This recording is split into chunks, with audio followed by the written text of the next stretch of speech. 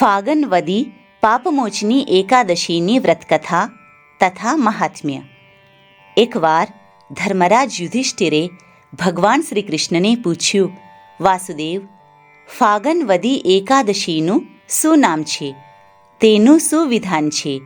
તે વ્રત કરવાથી શું ફળની પ્રાપ્તિ થાય છે? કૃપા કરીને તમે તે બધું મને કહો.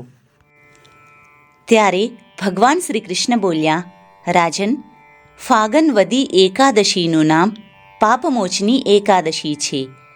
પાપમોચની એકાદશીનું વ્રત ચક્રવર્તી રાજા માંધાતાના પૂછવાથી લોમશ મહર્ષિએ કહ્યું હતું.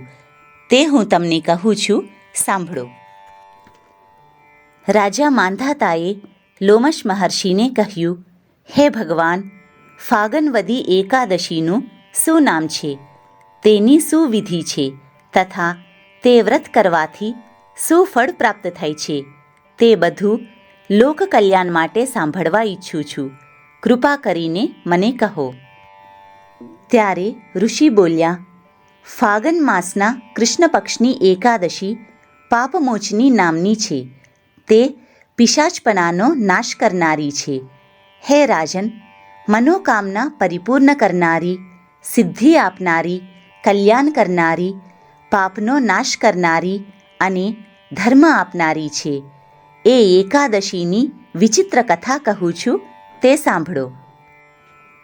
ચૈત્રરથ નામના કુબેરના વનમાં અપ્સરાઓ રહેતી હતી, જેમાં વસંત ઋતુમાં ઘણા પુષ્પો ખીલે છે અને ગંધર્વોની કન્યાઓ કિન્નરોની સાથે ક્રીડા કરે છે.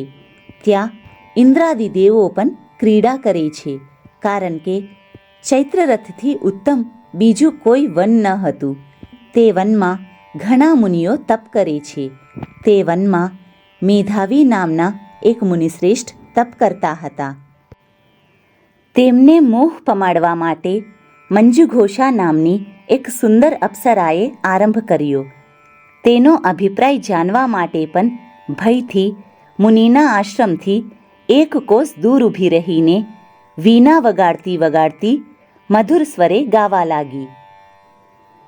પુષ્પોની માળા પહેરેલી અને ચંદન અર્ચેલું એવી સુંદર અપ્સરા મંજુઘોષાને ગાતી જોઈને મુનિરાજ, જે શિવભક્ત હતા, તેને જીતવાની ઈચ્છાથી મહાદેવના વૈરને સંભાળતો કામદેવ પણ તૈયાર થયો અને મંજુઘોષાની ભ્રમરરૂપી ધનુષ્ય અને કટાક્ષરૂપી દોરડી તથા નેત્રરૂપી પીછાવાળા બાણ તૈયાર કરી મુનિરાજને જીતવા માટે સ્તનરૂપી તંબુ તાની ઊભો રહ્યો. મંજુઘોષા કામદેવની સેનાનું કામ કરતી હતી. પછી યૌવન અવસ્થાને લીધે તથા સફેદ જનોઈ ધારણ કરવાથી જાણે બીજો કામદેવ ના હોય તેવી રીતના ખૂબસૂરત મુનિરાજને જોઈને તે અપ્સરાને પણ કામ વ્યાપ્યો. કામવશ થઈ ગયેલી તે અપ્સરા તે મુનિની સામું જોઈ ધીમે ધીમે ગાવા લાગી અને સાથે સાથે નૃત્ય પણ કરવા લાગી. કંકનના તથા ઝાંઝરના ઝનકારા થવા લાગ્યા. અપ્સરાથી કામદેવે મુનિરાજને વશ કરી દીધા. તેથી તે મુનિ અપ્સરા તરફ જોવા લાગ્યા. એ અપ્સરા મુનિને લલચાયેલો જોઈને તેની પાસે આવીને હાવભાવથી તથા કટાક્ષથી મુનિને વધારે લલચાવી વીણાને નીચે મૂકી વાયુવેગથી કાંપતી વેલ જેમ વૃક્ષને વળગી પડે તેમ તે અપ્સરા મુનિને વળગી પડી. તેનું ઉત્તમ રૂપ જોઈને મેધાવી મુનિ પણ એ અપ્સરા સાથે ક્રીડા કરવા લાગ્યા અને શિવતત્વને ભૂલી કામતત્વને વશ થયા.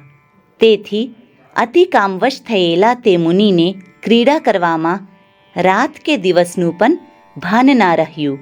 એવી રીતે ક્રીડા કરતાં કરતાં મુનિના નિયમોનો જેમાં નાશ થયેલો છે એવો કેટલોય સમય વીતી ગયો.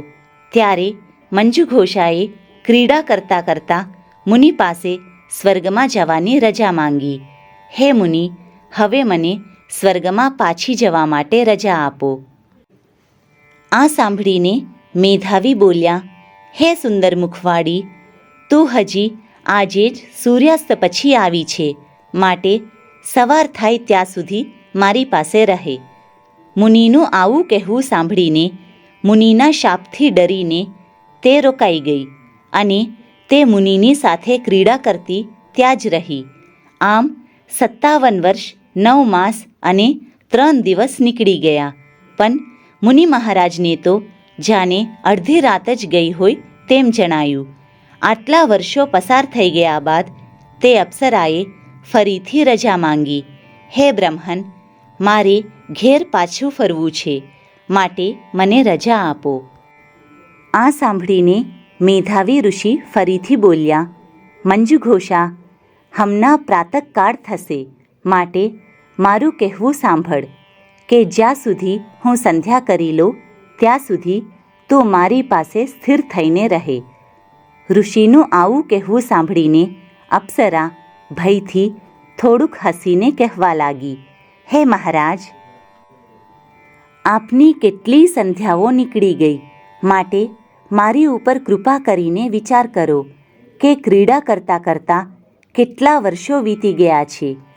તેનું આવું કહેવું સાંભળીને વિસ્મયથી મુનિની આંખ ઉઘડી જવાથી તેને ધ્યાન ધરીને જોયું તો અપ્સરાની સાથે ક્રીડા કરતાં કરતાં 57 વર્ષ નીકળી ગયા એમ તેમના જાણવામાં આવ્યું. ત્યારે ગુસ્સે થયેલા વ્યાકુળ ઇન્દ્રિયવાળા મુનિએ ઘણી જ લાલઘૂમ આંખો કરીને તે અપ્સરાની સામે જોયું. એ અપ્સરાએ મુનિના તપનો ભંગ કર્યો હતો, તેથી એ અપ્સરા મુનિને કાળરૂપ દેખાતી હતી.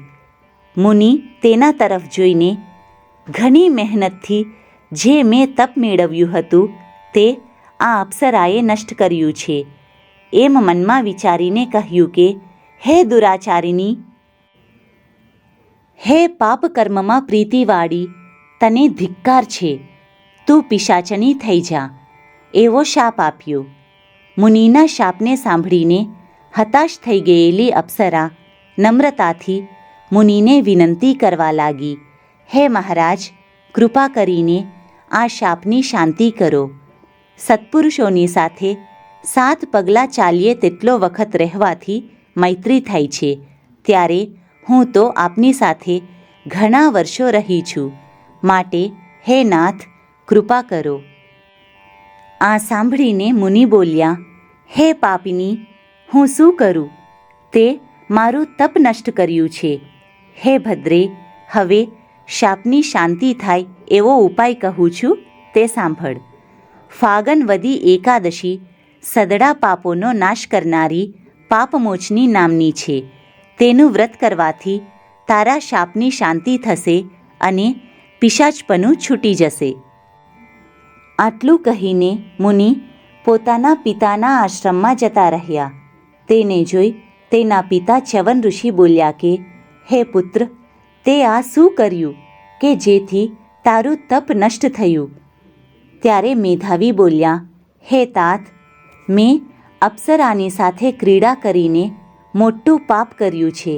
હવે તમે મને પ્રાયશ્ચિત્ત કહો કે જે કરવાથી મારા પાપનો ક્ષય થાય. આ સાંભળીને ચ્યવન ઋષિ બોલ્યા, હે પુત્ર, ફાગણ માસના કૃષ્ણ પક્ષની પાપમોચની એકાદશીનું વ્રત કરવાથી સદડા પાપોનો નાશ થાય છે. તું તે વ્રત કર. પિતાનું આવું કહેવું સાંભળીને મેધાવીએ તે ઉત્તમ વ્રત કર્યું, જેથી તેનું પાપ નાશ પામ્યું અને તે પવિત્ર થયો. મંજુઘોષા અપ્સરાએ પણ આ વ્રત કર્યું. આ વ્રતના પ્રભાવથી પિશાચપણું છૂટી ગયું અને એ અલૌકિક રૂપ ધરી સ્વર્ગમાં ગઈ. લોમશ ઋષિએ રાજા માંધાતાને કહ્યું કે, હે રાજન, પાપમોચની એકાદશીનો એવો પ્રભાવ છે, જે માણસ આ લોકમાં એ વ્રત કરે છે તેનું જે કાંઈ પાપ હોય તે નાશ પામે છે. આ વ્રત કથાનો પાઠ કરવાથી કે શ્રવણ કરવાથી 1000 ગોદાનનું પુણ્ય થાય છે. બ્રહ્મ હત્યા કરનાર, સોનું ચોરનાર, મદ્યપાન કરનાર અને ગુરુસ્ત્રી સાથે ગમન કરનાર પણ આ વ્રત કરવાથી સઘળા પાપોમાંથી છૂટી જાય છે. આ વ્રત અતિ ઉત્તમ છે, કેમ કે ઘણું પુણ્ય આપનાર છે.